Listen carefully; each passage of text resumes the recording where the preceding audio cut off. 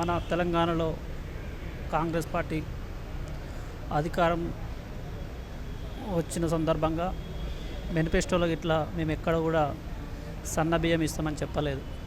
అయినప్పటికి కూడా బడుగు బలగిన వర్గాలు వాళ్ళు తినే ఆ దొడ్డు బియ్యం తినలేక అవి బయట కోళ్ళ ఫారాలకి అమ్ముకుంటుంటే అది మా తెలంగాణ కాంగ్రెస్ పార్టీ సీఎం రేవంత్ రెడ్డి గారి దృష్టికి రావడం వలన ఇలా ఈ బియ్యాన్ని వృధా చేయకుండా తెలంగాణ రాష్ట్రంలో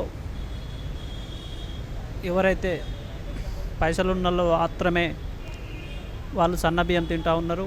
బడుగు బలగిన వర్గాలు ఏవైతే ఉన్నాయో వాళ్ళు కేవలం పండుగలప్పుడు మాత్రమే ఈ సన్న బియ్యం తింటూ ఉన్నారు అని చెప్పేసి ఇది తెలంగాణ రాష్ట్రంలో పండుగ రోజు కాకుండా ప్రతినిత్యము బడుగు బలగిన వర్గాల కుటుంబాలు ఏవైతే ఉన్నాయో వారందరూ సన్నబియ్యం తినాలనే ఉద్దేశంతో ఈ తెలంగాణ రాష్ట్ర ప్రభుత్వం మా అన్న రేవంత్ రెడ్డి గారు ప్రవేశపెట్టడం జరిగింది.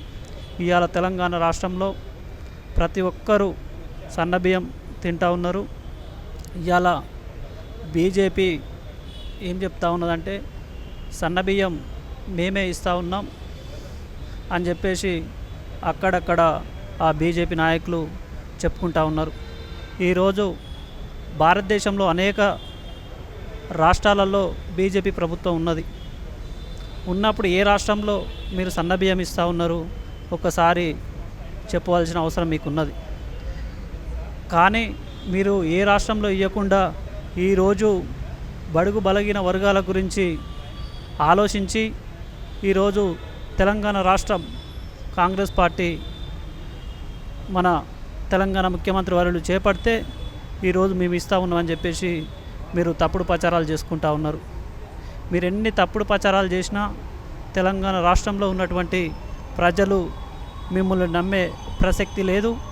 కాబట్టి ఇప్పటికైనా మీరు ఈ తప్పుడు ప్రచారాలు మానుకోవాలని చెప్పేసి మా యువజన కాంగ్రెస్ పక్షాన మీకు హెచ్చరిస్తూ ఉన్నాం.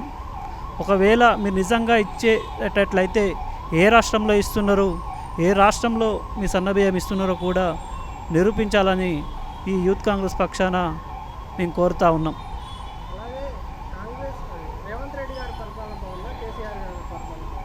ఇవాళ తెలంగాణ రాష్ట్రంలో గత 10 ఏళ్ళు కుంభకోణాలు వెలుగులోకి వస్తూ ఉన్నాయి. 10 సంవత్సరాలు పందికొక్కుల్లాగా ఈరోజు గత ప్రభుత్వం టీఆర్ఎస్ ప్రభుత్వం పందికొక్కుల్లాగా వారందరూ తినడం జరిగింది. 10 సంవత్సరాల్లో మీరు ఏం ఉద్ధరించారో ఒక్కసారి చెప్పవలసిన అవసరం ఉన్నది. గతంలో కాళేశ్వరం చెప్పారు 1,00,000 కోట్ల కుంభకోణం, మిషన్ భగీరథ కుంభకోణం, నీ డబుల్ బెడ్రూమ్ ఇండ్లల్లో కుంభకోణం, తర్వాత దళిత బంధు అని చెప్పినావు, దళిత బంధు ఎంతమందికి ఇచ్చినావు, అదేవిధంగా బీసీ బంధు అని చెప్పారు ఎంతమందికి ఇచ్చిర్రు, ఇవన్నీ ప్రజలు గమనించిర్రు. వీరు కేవలం టీఆర్ఎస్ ప్రభుత్వం మాటలు తప్ప చేతలు లేవని చెప్పేసి ఉద్దేశించి తెలంగాణలో ఉన్నటువంటి ప్రజలందరూ కాంగ్రెస్ పక్షాన నిలబడి ఈరోజు కాంగ్రెస్ పార్టీని నమ్మి కాంగ్రెస్ పార్టీని అధికారంలోకి తీసుకురావడం జరిగింది. గత ప్రభుత్వంలో ఎలాంటి నోటిఫికేషన్లు ఇవ్వలేదు, ఉద్యోగ అవకాశాలు ఇవ్వలేదు. కానీ కాంగ్రెస్ పార్టీ అధికారంలోకి వచ్చిన తర్వాత 1000 ఉద్యోగాలు కాంగ్రెస్ పార్టీ ఇస్తూ ఉన్నది. గత ప్రభుత్వంలో విద్యార్థులు చాలా నష్టపోయినారు. మీరు గత ప్రభుత్వంలో చేసినటువంటి తప్పిదాలు 2 ఏళ్లలో నోటిఫికేషన్లు వేస్తాం, సంవత్సరంలో నోటిఫికేషన్ వేస్తాం, 3 ఏళ్ళు 4 ఏళ్ళు 5 ఏళ్ళని 10 ఏళ్లలో కూడా ఒక్క నోటిఫికేషను వేయక ఈరోజు కొన్ని వేల మంది విద్యార్థుల లైఫ్ తోటి చెలగాటమాడిన ప్రభుత్వం అది కేవలం టీఆర్ఎస్ పార్టీకే చెందుతుందని చెప్పేసి సందర్భంగా తెలియజేస్తూ ఉన్నా. అదేవిధంగా మన కాంగ్రెస్ పార్టీ వచ్చిన తర్వాత ప్రతి ఒక్క విద్యార్థిలో నూతన ఉత్సాహము, నోటిఫికేషన్లు, మన జాబ్ క్యాలెండర్ విడుదల చేసి చాలా వేలాది కొద్ది జాబులు మన తెలంగాణలో కాంగ్రెస్ పార్టీ ఇస్తూ ఉన్నది.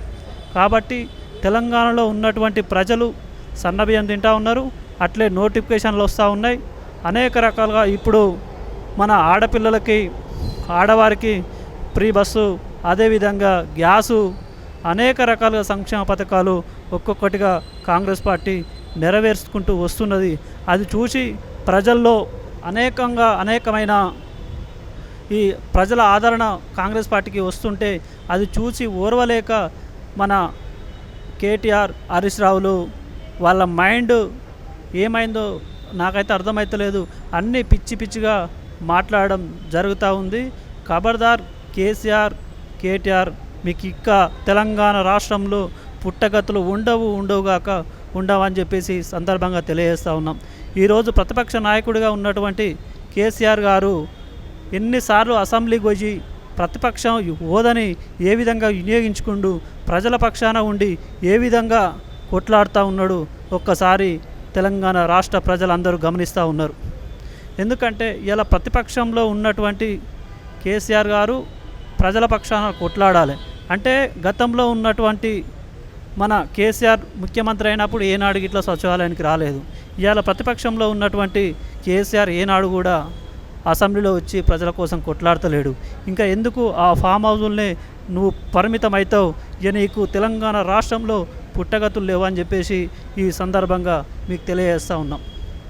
Subscribe us and press the bell icon for more interesting updates.